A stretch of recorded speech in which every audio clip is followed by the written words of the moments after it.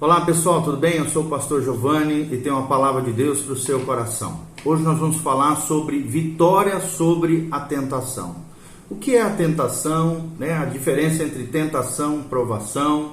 Nós vamos entender como utilizar os recursos que Deus nos oferece para sairmos triunfantes diante dos desafios, das dificuldades e das tentações que a vida nos impõe. Nós aprendemos, à luz da palavra de Deus, que não obstante a pessoa ser salva por Cristo, ela está sujeita, sim, às tentações. Aliás, é após a conversão que as tentações se tornam ainda mais evidentes na vida da pessoa. O fato é que agora, após a aceitação de Jesus como Senhor e Salvador na nossa vida, a pessoa está envolvida numa batalha espiritual, travada contra o diabo, os demônios, o mundo sem Deus, o cosmos sem Deus e a sua natureza pecaminosa, o que a Bíblia chama de carne.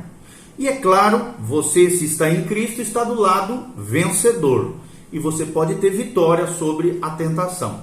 A Bíblia afirma que o cristão não deve viver debaixo do império da morte, do império do pecado, nem subjugado por ele.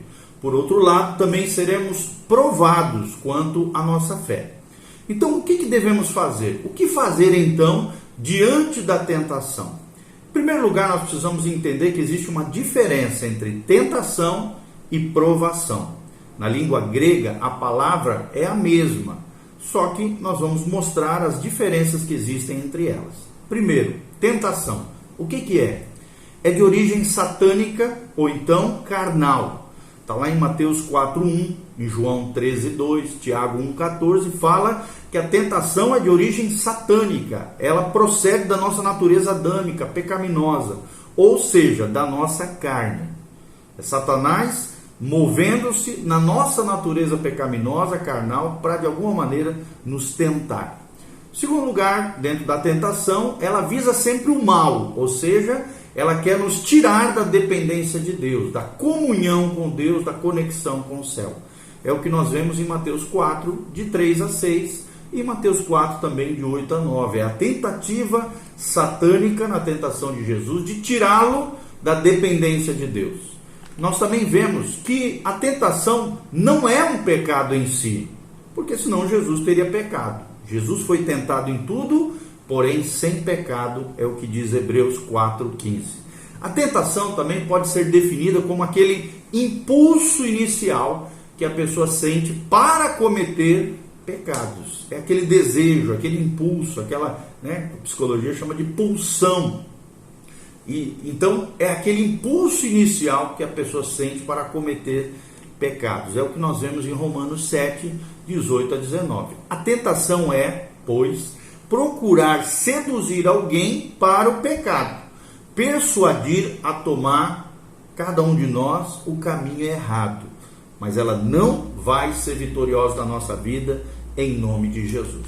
E o que é a provação? Qual é a diferença entre os dois? Por isso nós estamos conceituando cada um desses dois conceitos teológicos, bíblicos, dentro da cosmovisão cristã. O que é a provação?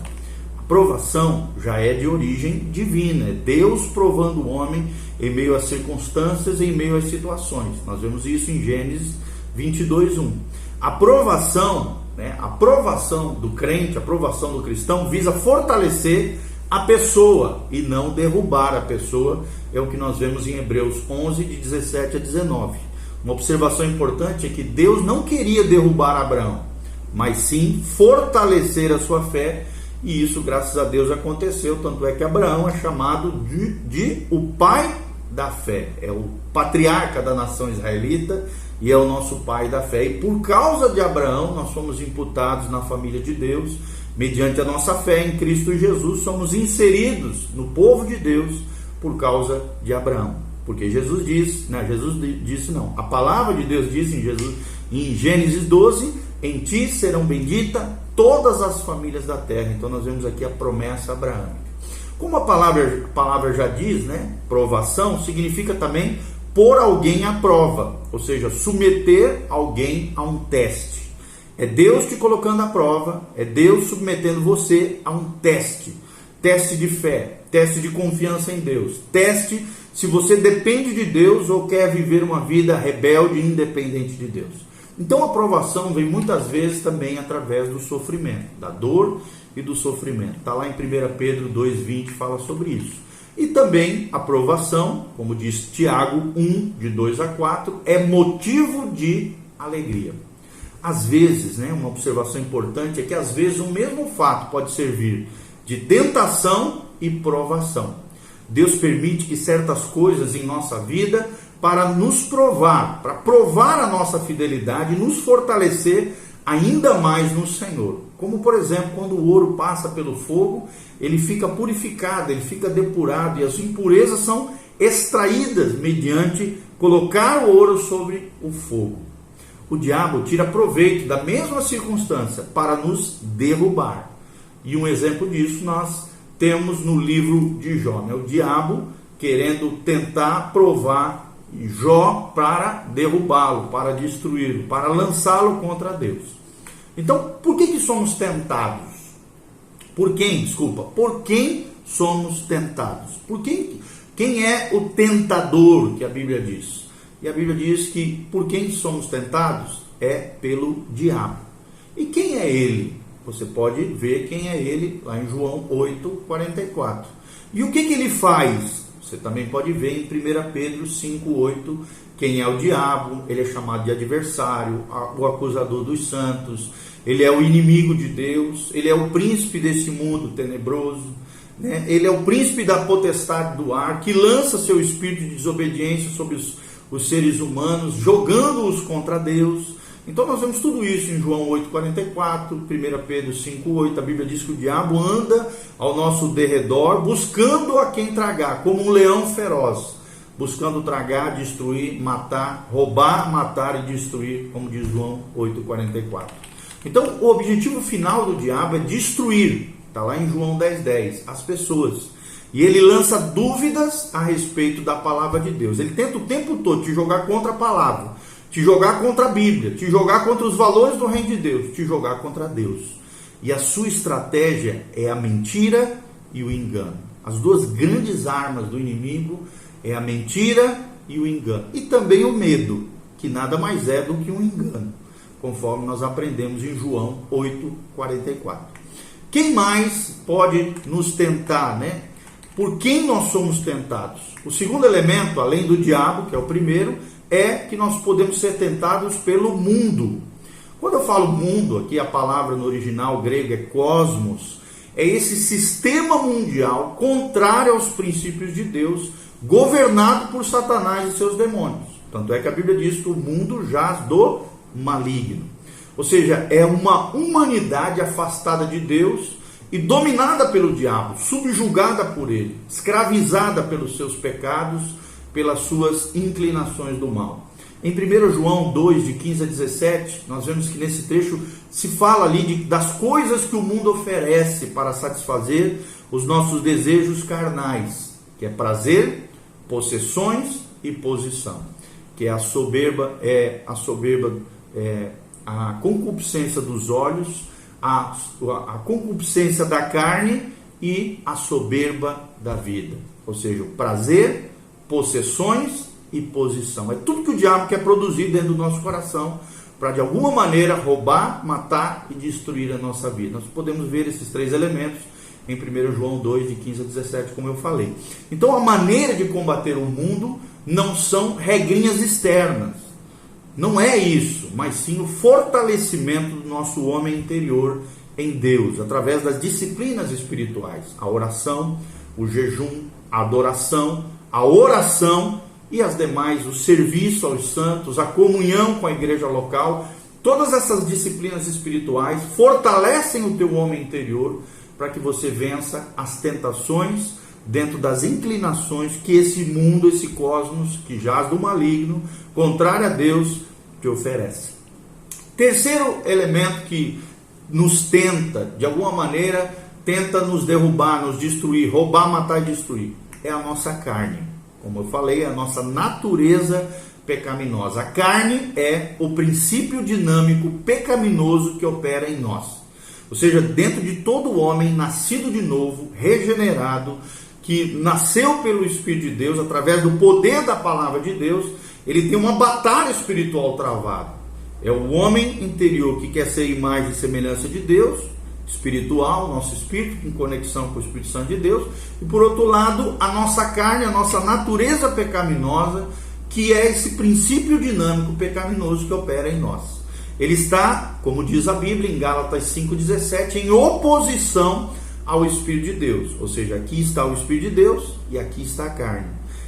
São opostos, é um contraponto. São dois elementos que não se misturam. São inimigos mortais, a carne de um lado e o Espírito de Deus de outro. Quais são as obras da carne? Você pode ler lá na sua casa, em Gálatas 5, 19 a 21, existem os frutos, né?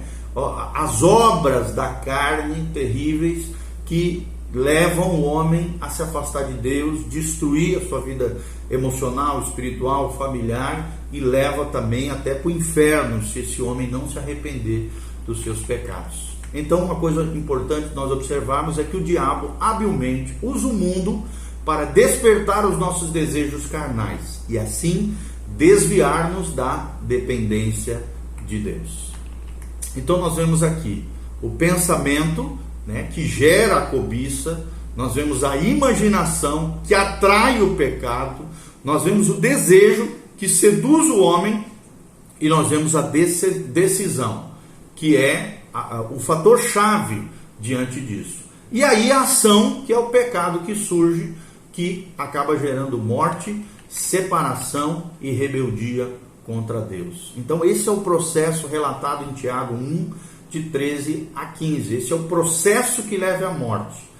Pensamento, que gera cobiça, imaginação, que atrai o homem ao pecado, desejo, que seduz o homem, de alguma maneira tenta seduzir o seu coração. Aí vem o fator chave, o livre-arbítrio, o poder de decisão, a escolha consciente, que concede ou não a esse pecado. E aí vem a ação, né, pecaminosa em si, e se a ação pecaminosa se efetiva, se conclui, o pecado gera morte, e a morte gera separação de Deus. Então as tentações começam onde? Na nossa mente. Se perdermos a batalha da mente, o passo seguinte é a imaginação. Da imaginação vem o desejo. O desejo, do desejo pode surgir ou não a decisão pelo pecado ou não. E após a decisão vem a ação pecaminosa, se nós dissermos sim para aquele desejo iníquo, pecaminoso. Uma vez consumado o pecado, em palavra, em atos, pensamentos, ações ou reações, vem a morte espiritual ou separação de Deus. É o que o pecado faz. Mas como é que eu e você podemos obter vitória sobre a tentação? Isso é muito importante. Como obter a vitória sobre a tentação? Em primeiro lugar, levar todo pensamento cativo à obediência de Cristo. É o que nos ensina Paulo em 2 Coríntios 10, 5. E isso impede o desenvolvimento dos demais passos que nós vamos mencionar. Segundo lugar, reconhecer a realidade do diabo, do mundo e da carne, e saber como é que eles agem e enfrentá-los agressivamente, lutar contra eles. Em terceiro lugar, vigiar e orar. É o que a Bíblia ensina em vários trechos das Escrituras, mas principalmente em Mateus 26, 41. Vigie e ore, meu irmão. Quarto passo, estar com a mente cheia da palavra de Deus. Então é muito importante, é o que diz Colossenses 3,16, é o que diz Filipenses 4, de 8 a 9, estar com a mente cheia da palavra de Deus. O quinto passo para se obter a vitória sobre a tentação é apropriar-se pela fé dos recursos de Deus, da nossa herança espiritual, dos benefícios conquistados por Cristo na cruz do Calvário. É o que nós aprendemos em 1 Coríntios 10, 13. O sexto princípio ou passo é andar continuamente no Espírito. Aquele que você alimentar vai triunfar sobre a sua vida. Se você alimenta o Espírito, você vai viver no Espírito, vai triunfar sobre a tentação. Se você alimenta a carne, as obras da carne, as coisas da carne, quem vai vencer é a sua carnalidade. Então ande continuamente no Espírito, é o que nós vemos em Gálatas 5, 16 e também todo o capítulo 8 de Romanos. Capítulo 8 é o grande capítulo da vida no Espírito. O sétimo passo é manter a comunhão constante com os irmãos. É o que nos ensina Colossenses 3,16. Isso é tremendo. Participe ativamente de uma igreja local. A vida da igreja, de um grupo pequeno, ou célula, ou estudo bíblico, ou grupo de comunhão, faça os cursos, participe de eventos, mantenha a comunhão constante com os irmãos. 8º passo, mantenha Jesus sempre no centro da sua vida e fale dele para outras pessoas. O 9º passo, louve a Deus constantemente. Decore alguns cânticos, porções da Bíblia que falam de louvor, de gratidão a Deus. O louvor não é somente cantar e citar a Bíblia, mas é tudo aquilo que fazemos, as nossas atitudes, as nossas ações, os nossos pensamentos e as nossas reações. Leia também é o 10º passo. Leia boas literaturas cristãs. Leia literaturas cristãs que sejam abençoadoras para a sua vida. 11º passo. Desenvolva alguma atividade física, isso é muito bom. Cuidar do corpo. O corpo é o templo do Espírito Santo. Joga endorfina, gera bem-estar em você. E essa atividade física sadia, equilibrada, claro, correta do ponto de vista de Deus, vai ser bênção para a morada de Deus, que é o nosso corpo. E em 12º, o passo é todo o nosso ser precisa estar servindo a Deus integralmente. Sirva a Deus, servindo aos irmãos. É o que nós aprendemos em 1 Tessalonicenses 5, 23. Ou seja, diante da tentação, nós precisamos obedecer, vigiar e orar, andar no Espírito, louvar a Deus, ter comunhão com Deus e com os irmãos e principalmente nos enchermos da palavra de Deus, ok? O que fazer quando por acaso você tropeçar, cair ou ceder à tentação? Em primeiro lugar, quando pecamos, a nossa comunhão com Deus é interrompida. É o que nós vemos lá em Isaías 59, 2. Então nós precisamos fazer algo a esse respeito. Qual é a solução para isso? Primeiro, confissão e abandono do pecado. É o que ensina Provérbios 28, 3. O que esconde a sua transgressão nunca prosperará, mas o que as confessa e deixa alcançará misericórdia. Então, se houver também outras pessoas envolvidas, precisamos acertar com elas, consertar, restituir, reconciliar. Outra coisa muito importante é na confiança com o sangue de Jesus, que Ele está sobre a nossa vida quando nós confessamos nosso pecado, abandonamos o pecado. Esse sangue é poderoso e é suficiente para garantir o nosso perdão e nos purificar de todo pecado, é o que diz 1 João 1,9. Se andarmos na luz, como Ele na luz está, temos comunhão uns com os outros, e o sangue de Jesus, seu Filho amado, nos purifica de todo o pecado. Então nós não precisamos ficar carregando um fardo pesado dos pecados cometidos no passado ou no presente. Conserte a sua vida com Deus. Uma vez confessado o seu pecado, devemos nos apropriar do perdão oferecido por Deus, através do sangue de Jesus, e continuar a viver de tal maneira que Deus seja glorificado através das nossas vidas. Uma conclusão de tudo isso que nós falamos, graças a Deus, que em Deus e em Cristo sempre nos conduz em triunfo, é o que diz Paulo, por meio de nós, manifesta em todo lugar a fragrância, o bom perfume do seu conhecimento, porque nós somos para com Deus o bom perfume de Cristo. Tanto nós que somos salvos, como também infelizmente nós exalamos morte para aqueles que se perdem, vida para aqueles que são salvos e cheiro de morte para aqueles que se perdem, é o que diz 2 Coríntios 2, 14 a 15. Então, seja um bom perfume de Cristo, seja um bom testemunho como cristão, exale esse cheiro de Deus, esse cheiro de Jesus e vença as tentações, ok? Faça seus comentários abaixo, deixe as suas perguntas, que Deus abençoe a sua casa, a sua vida, compartilhe esse vídeo com outras pessoas e pela graça de Deus, seja cheio do Espírito Santo do Senhor. Eu te desafio, leia o capítulo 8 de Romanos, você vai ver o que é viver no Espírito Santo e que a graça de Deus venha sobre você, sobre a tua casa, sobre a tua família. Louvado seja o nome do Senhor. Essa é a nossa série chamada Fundamentos, Vitória sobre a Tentação. Que Deus te dê graça, que Deus te capacite, que o Espírito Santo venha sobre você, convencendo você do pecado, da justiça e do juízo e te capacitando a viver a vida triunfante, abundante, vitoriosa que Jesus prometeu para mim e para você. Deus te abençoe. Amém e amém.